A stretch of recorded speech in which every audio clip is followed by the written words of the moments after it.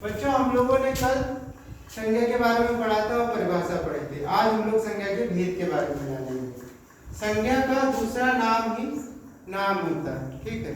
संज्ञा का नाम का दूसरा नाम क्या है? संज्ञा, ठीक है। समझ गए, दोनों चीज एक ही बात है।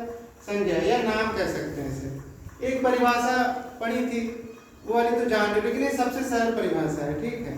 आज इसके भेद के बारे में जानेंगे। इसके 5 भेद होते हैं। कौन कौन से?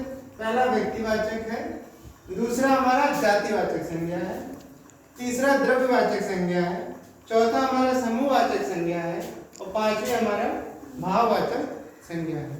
बारी बारी से आते हैं। व्यक्तिवाचक संज्ञा क्या है?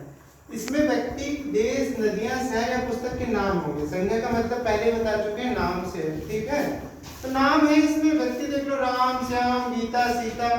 देश, देश के नाम देख लो, नाम ही तो है, भारत, जापान, चीन। नदियां, गंगा, यमुना, राप्ती नदी जो यहाँ पास में है।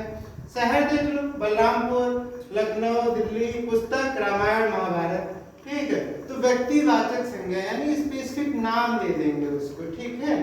उसके आप जैसे हम किसी का नाम लेते हैं अभिषेक, तो अभिषेक ही होगा इस क्लास में, ठीक है। लड़का है, अब हम कहेंगे कोई लड़का खड़े हो जाओ तो कोई भी खड़ा हो सकता है, लेकिन जब आपने कह दिया अभिषेक खड़े हो तो अभिषेक खड़े होंगे। अब जातिवाचक संज्ञा, जातिवाचक संज्ञा क्या? जैसे मनुष्य की जाति, पशु, पक्षी, वस्तु या पद। अब मनुष्य क्या हो सकता है? लड़का हो सकता है, लड़की, आदमी, औरत, भाई, बहन। समझ रहे हो? इससे जेंडर का पता चल रहा है।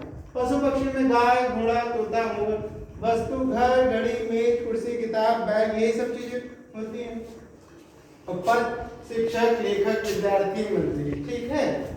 तीसरे टाइप की जो संज्ञा हमारी वो द्रव्यवाचक संज्ञा है। द्रव्यवाचक संज्ञा जैसा नाम बता रहा है, द्रव्य मतलब होता है पदार्थ, मैटर। विज्ञान में भी पढ़ा था ना, द्रव्य की 3 अवस्था होती है, ठोस, द्रव, गैस। द्रव्य और द्रव में अंतर होता है बच्चा, ठीक है।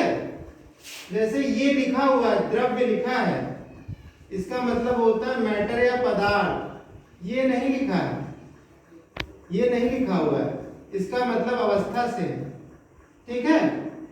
तो हम जब बात कर रहे हैं द्रव्यवाचक संज्ञा की, तो जितने भी पदार्थ होंगे हमारे उनके नाम लेंगे।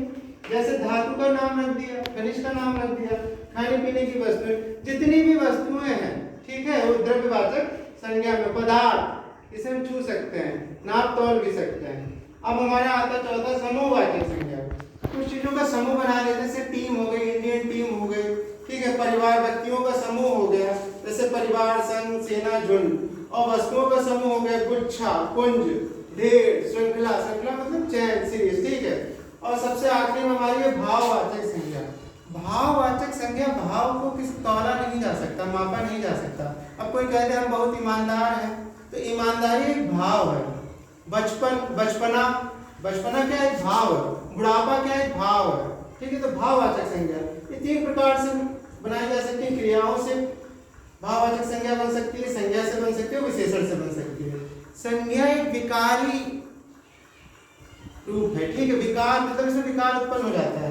जैसे क्रियाओं से क्या? सजाना से सजावट, काटना से काट, चलना से चलन। इसी प्रकार बाल से बालपन। और विशेषण अगर कोई है, जैसे धीर, धीर क्या है?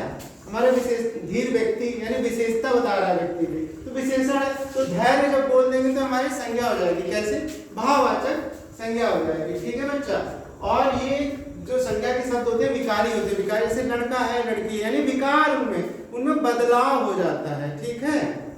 कहीं भी देखो आप, इस प्रकार से हम संज्ञा को विकारी शब्द भी कह सकते हैं, ठीक है बच्चा। आज के लिए